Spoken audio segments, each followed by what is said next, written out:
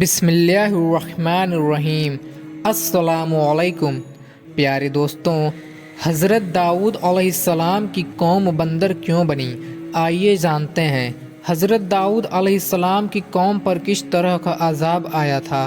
ایک ایسی قوم جس پر اللہ پاک نے اپنا دردناک عذاب نازل فرمایا اور اس قوم کے تمام لوگوں کو اللہ پاک نے بندر بنا دیا۔ آخر اس قوم کے لوگ ایسا کون سا گناہ کرتے تھے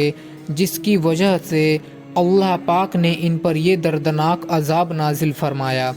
تمام سوالوں کے جواب قرآن حدیث کی روشنی میں آج کے قصے میں آپ کو بتاؤں گا، لہٰذا آپ سے گزارش ہے کہ اس قصے کو آخری تک پورا ضرور سنیں اور خوب شیئر کریں تاکہ ہر مسلمان بھائی بہن اپنے اسلام کے بارے میں جان سکے۔ انسانوں کے بندر بننے کی ابتدا حضرت داؤد علیہ السلام کے دور سے ہوئی۔ اس واقعے کا پس منظر کچھ یوں ہے۔ حضرت داؤد علیہ السلام اور ان کی قوم سمندر کے کنارے ایلا نامی ایک بستی میں رہتے تھے اور ان کی تعداد تقریباً 70,000 کے قریب تھی۔ یہ قوم بڑی ہی خوشحال تھی اور اللہ پاک کی بہت زیادہ فرما بردار قوم تھی۔ اس قوم کو اللہ پاک نے بے شمار نعمتوں سے نوازا تھا اور ہر طرف ہرے بھرے باغ تھے اور ہر طرف ہریالی ہی ہریالی تھی، اور اللہ تبارک و تعالیٰ کی بے پناہ کرم نوازی تھی، اور یہ لوگ اپنی اس زندگی میں بہت ہی زیادہ خوش تھے۔ حضرت داؤد علیہ السلام کی قوم سمندر کے کنارے رہتی تھیں اور اللہ تبارک و تعالیٰ ان پر اس قدر کرم کرتا تھا کہ سمندر کے اس کنارے پر بے شمار مچھلیاں آتی تھیں جن کا یہ لوگ کاروبار کرتے تھے اور بہت ہی خوشحالی والی زندگی گزارتے تھے۔ جب یہ قوم اللہ پاک کی مہربانیوں کی وجہ سے خوشحال ہو گئیں تو پھر یہ قوم اللہ پاک کی نافرمانیوں کی طرف اتر آئیں اور اس طرح کی گناہوں میں مبتلا ہو گئیں، اور پھر اللہ پاک نے ایک دن اس قوم کا امتحان لینے کا ارادہ فرمایا اور حضرت داؤد علیہ السلام کو وحی بھیجی کہ اپنی قوم سے کہہ دیں کہ ہفتے والے دن مچھلی کا شکار کرنا بند کر دیں، اور اس طرح اللہ پاک نے حضرت داؤد علیہ السلام کی قوم پر ہفتے والے دن مچھلیوں کا شکار حرام کر دیا، اور پھر یہاں سے اس قوم کی بربادی شروع ہو گئی۔ حضرت داؤد علیہ السلام نے اپنی قوم کو بتایا کہ اللہ پاک نے ہفتے والے دن مچھلیوں کے شکار کو حرام قرار دے دیا ہے، تو وہ لوگ بہت ہی زیادہ پریشان ہو گئے اور ساری قوم سر جوڑ کر بیٹھ گئیں، کیونکہ ہفتے کا دن ہی وہ دن تھا جس میں مچھلیاں بہت ہی زیادہ تعداد میں آتی تھیں اور خود بخود کنارے پر آ جاتی تھیں، اور باقی دنوں میں بہت ہی کم یعنی نہ کے برابر ہی مچھلیاں پکڑی جاتی تھیں۔ اس قوم کا گزر بسر چونکہ مچھلیوں کے شکار پر تھا، اس وجہ سے اللہ تعالیٰ کا یہ حکم سن کر یہ قوم پریشان ہو گئیں۔ یہ لوگ اس بات سے بے خبر تھے کہ یہ صرف اللہ کی طرف سے ایک امتحان اور ان کی آزمائش ہے۔ پھر شیطان نے ایک دن ان کے دلوں میں وسوسہ ڈالا کہ سمندر سے نالیاں نکال کر خشکی میں بڑے بڑے حوض بنا لیے جائیں۔ جب ہفتے والے دن مچھلیاں آئیں گی تو وہ ان نالیوں میں سے ہوتے ہوئے بڑے بڑے حوضوں میں آ جائیں گی، اور اس طرح پھر ان نالیوں کا منہ بند کر دیا جائے، اور پھر اگلے دن یعنی اتوار والے دن ان کو پکڑ لیا جائے۔ شیطان نے اس قوم کے لوگوں کو برگلایا کہ اس طرح ہم ہفتے والا دن شکار سے بھی بچ جائیں گے اور مچھلیاں بھی ہمارے ساتھ آ جائیں گی۔ بہت سے لوگوں کو یہ وسوسہ اچھا لگا اور انہوں نے ایسا ہی کرنا شروع کر دیا، اور انہوں نے سمندر سے چھوٹی چھوٹی نالیاں نکالنا شروع کر دیں جس کے ذریعے زیادہ تر مقدار سے مچھلیاں ان حوضوں میں آنا شروع ہو گئیں۔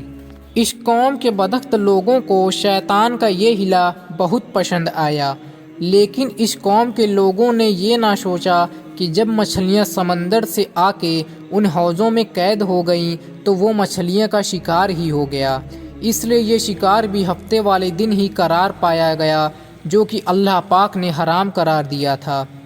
اس موقع پر یہودیوں کے 3 گروہ ہو گئے۔ کچھ لوگ ایسے تھے جو شکار کے اس ہیلے سے منع کرتے تھے اور ناراض ہو کر شکار سے باز رہے، اور کچھ لوگ اس کام کو دل سے برا جان کر خاموش رہے اور انہوں نے شکار نہیں کیا، لیکن دوسروں کو منع بھی نہیں کرتے تھے اور نصیحت کرنے والوں سے یہ کہتے تھے کہ تم لوگ ایسی قوم کو نصیحت کر رہے ہو جنہیں اللہ تبارک و تعالی عنقریب ہلاک کرنے والا ہے اور ان پر اپنا دردناک عذاب نازل فرمانے والا ہے۔ اور اس قوم کے کچھ لوگ ایسے تھے جو سرکش اور نافرمان لوگ تھے، جنہوں نے اللہ تعالیٰ کے حکم کی اعلانیہ مخالفت کی اور شیطان کی ہیلے بازی کو مان کر ہفتے والے دن بھی شکار کرنے لگے۔ یہ لوگ اللہ پاک کے حکم کی کھلم کھلا مخالفت کرتے اور ہفتے والے دن مچھلیوں کا شکار کر کے ان کو کھایا کرتے اور ان کو بیچا کرتے۔ دوستوں، حضرت داؤد علیہ السلام کی قوم کے 1200 ایسے نافرمان لوگ تھے جو منع کرنے کے باوجود بھی ہفتوں کو ان نالیوں کے ذریعے شکار کرتے رہے۔ حضرت داؤد علیہ السلام نے 1200 لوگوں کو اللہ تبارک و تعالیٰ کے دردناک عذاب سے ڈرایا۔ آپ نے ان سے کہا کہ وہ اللہ پاک کی اس نافرمانی سے باز آ جائیں، لیکن وہ لوگ باز نہ آئے اور کھلے عام شکار کرنے لگے۔ چنانچہ وہ لوگ جو اس بات کو برا جانتے تھے، ان لوگوں نے اپنے اور ان نافرمان کے درمیان ایک دیوار کھڑی کر دی، جس کی ایک طرف وہ 1200 نافرمان لوگ رہتے تھے اور دوسری طرف وہ لوگ تھے جو شکار سے باز رہے۔ حضرت داؤد علیہ السلام نے اپنی اس قوم کے نافرمانوں کو بار بار سمجھایا، لیکن یہ لوگ اپنی نافرمانی سے باز نہ آئے اور اسی طرح اللہ تبارک و تعالیٰ کے حکم کی نافرمانی کرتے رہے اور اسی طرح شکار کرتے رہے۔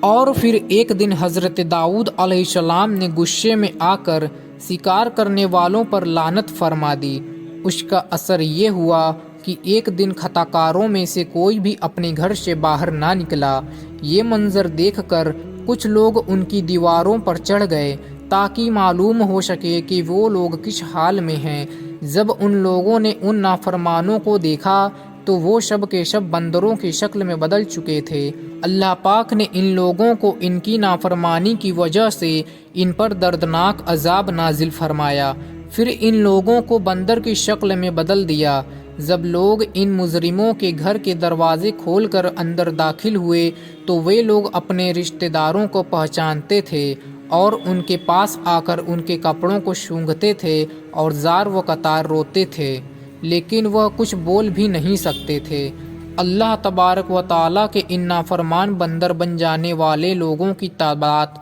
12,000 تھیں۔ ان 12,000 لوگوں نے اللہ تبارک و تعالیٰ کی نافرمانی کی اور اللہ تبارک و تعالیٰ نے ان کو بندر بنا دیا۔ اللہ تبارک و تعالیٰ سورہ بقرہ میں ارشاد فرماتے ہیں، بے شک ضرور تمہیں معلوم ہے تم میں سے وہ جنہوں نے ہفتے میں سرکشی کی اور ہم نے ان سے فرمایا کہ ہو جاؤ بندر، دھتکارے ہوئے۔ اس طرح سے حضرت داؤد علیہ السلام کی قوم کے 12,000 نافرمان لوگ بندر بن گئے۔ یہ لوگ 3 دن تک ہی زندہ رہے اور اس دوران یہ نہ کچھ کھا سکتے تھے اور نہ کچھ پی سکتے تھے، اور یوں ہی بھوکے پیاسے سب کے سب ہلاک ہو گئے اور 3 دن کے اندر ہی اندر سب کے سب مارے گئے۔ اور وہ لوگ جو ان نافرمانوں کو اللہ تبارک و تعالیٰ کی نافرمانی سے منع کرتے تھے، اللہ تبارک و تعالیٰ نے ان کو اس عذاب سے سلامت رکھا، اور وہ لوگ جو اس شکار کو برا جان کر خاموش رہتے تھے،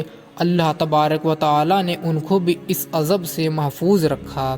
پیارے دوستوں، اس واقعے کو زیادہ سے زیادہ شیئر کریں اور اس ویڈیو کو ایک لائک دے کے ہمارے اس اسلامک چینل کو سبسکرائب کر کے بیل آئیکن ضرور دبا دیں